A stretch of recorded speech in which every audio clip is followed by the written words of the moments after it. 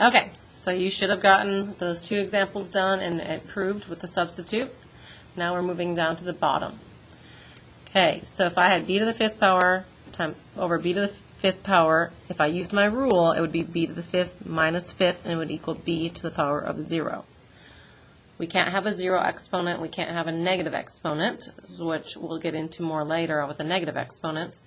But if we wrote it out, remember it would be b times b times b times b over b times b times b times b. So when we cancel or simplify our b's, we're not left with nothing. We're left with, remember, this means 1 times 1 times 1 times 1 times 1. So b to the fifth power, which equals b to the 0, over b to the fifth power, sorry, which is 5 minus 5 is 0. b to the 0 power actually equals 1. All right, try the next two.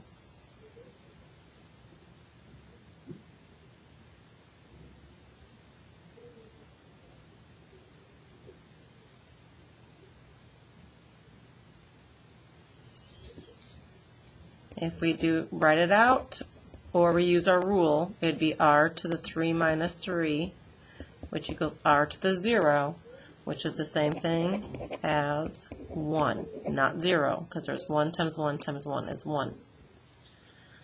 Okay, 5 to the second power divided by 5 to the second power, be the same thing. 5 times 5 equals 25. 5 times 5 equals 25. 25 divided by 25 would equal 1.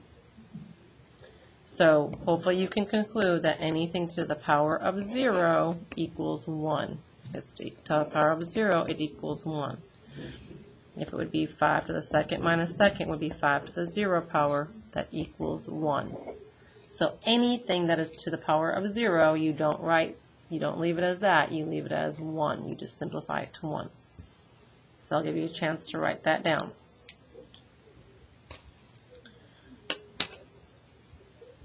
Okay, I'm going to have you try these and then check with the substitute when you are done. So you should not have all 1s on the bottom here. Some of them will simplify to 1, and some of them, part of it will simplify to 1.